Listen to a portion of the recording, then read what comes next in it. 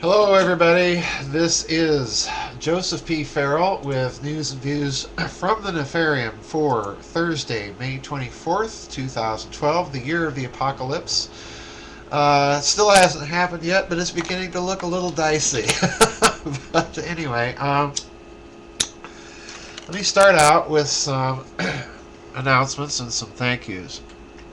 First, the thank yous. I want to thank everybody for talking up the website, spreading the word, and getting new memberships for people. I really appreciate that, and I want to thank everybody for donations. That dear lady and a good friend down in Australia, Canberra, Australia. You know who you are, all you people, and another good friend up in Chicago. So thank you all.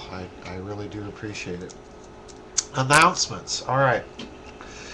I am hard at work still finishing up the sequel to Babylon's Banksters. Now, here's the problem, folks, and you often run into this when you're researching books.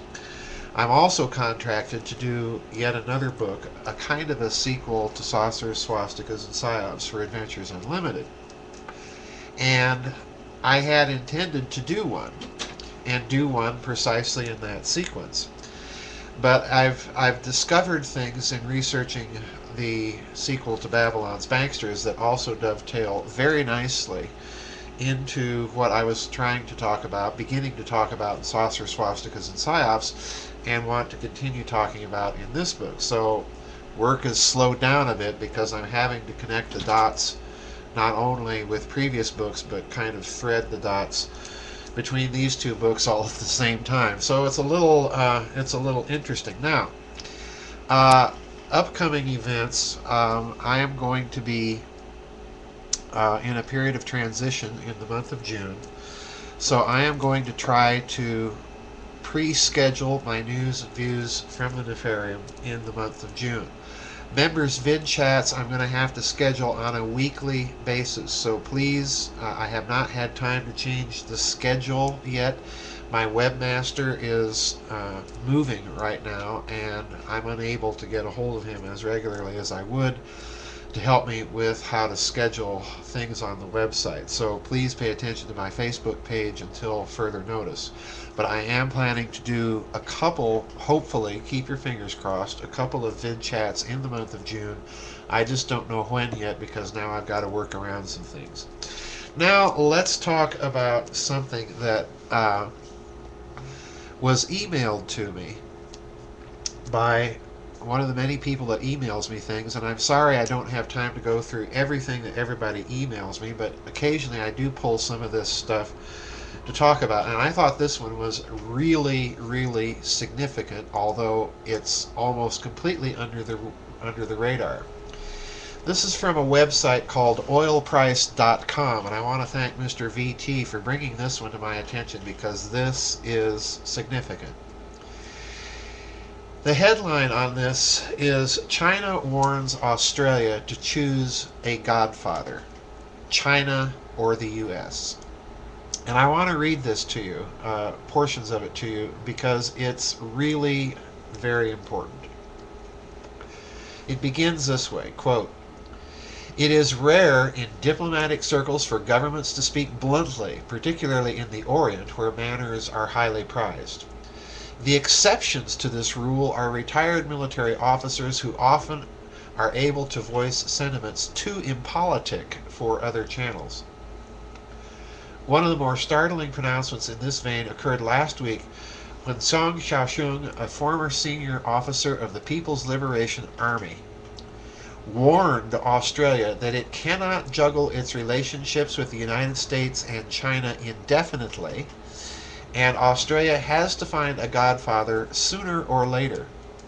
Australia always has to depend on somebody else, whether it is to be the son of the U.S. or the son of China.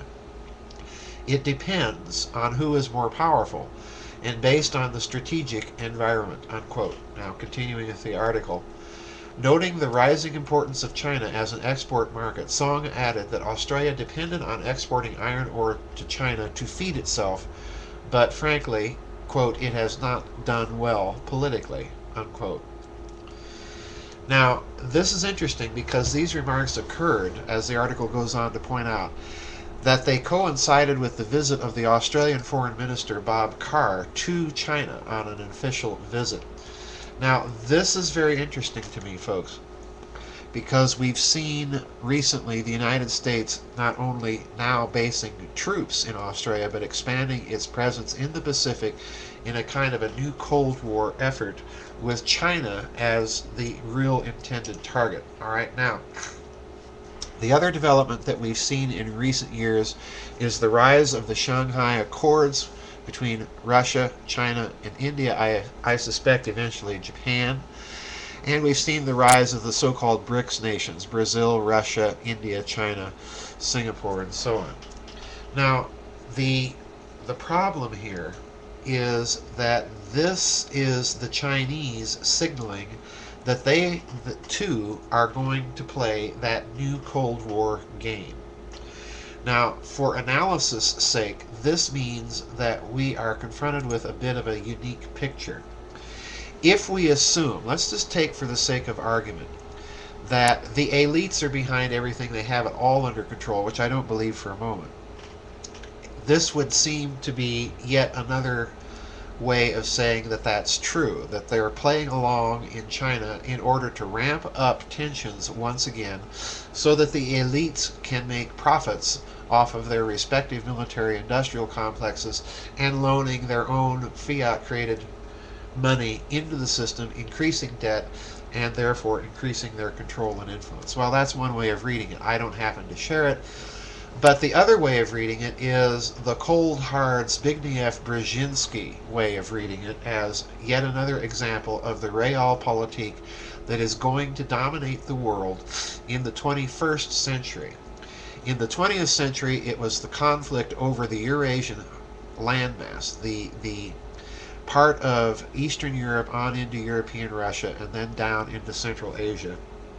That whole region that the British geopolitician Halford Mackinder called the Heartland, all right?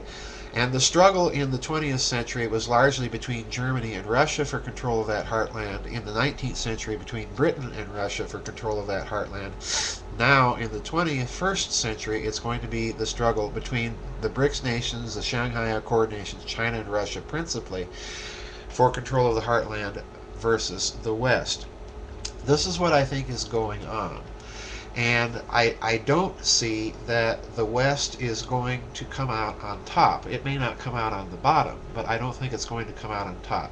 The simple military strategic reason being that China and Russia are simply too powerful for any possible combination of the remaining powers to challenge successfully without any risk of failure. This is the big problem. So this is what's emerging, folks, right now. We need to look very, very carefully at statements that the Chinese leaders are going to be making. And this particular example is where we need to look. We need to look in sources dealing with the petroleum industry, the energy industry, and so on. And we need to look not so much to the statements of Chinese foreign ministry officials, but to their military. Because their military drives a lot of the policy in China, and I think that's going to increase, and I think we're going to see a diminishing role not only for the Communist Party in China, but for some of the other institutions of the Chinese government. I think the military is going to come into prominence in China in a major way. It remains to be seen whether the Communist Party in China will be successful in maintaining a control over the Chinese military as it was in the Soviet Union. All right, that remains to be seen. So all of this to watch, folks. I thought I'd bring it to your attention. I will link the article in the YouTube and on the website version of this, and we'll see everybody on the flip side. Thank you again, everybody, for your prayers, your donations, your well wishes, and so on and so forth. They are appreciated. We'll see you on the flip side. Bye-bye.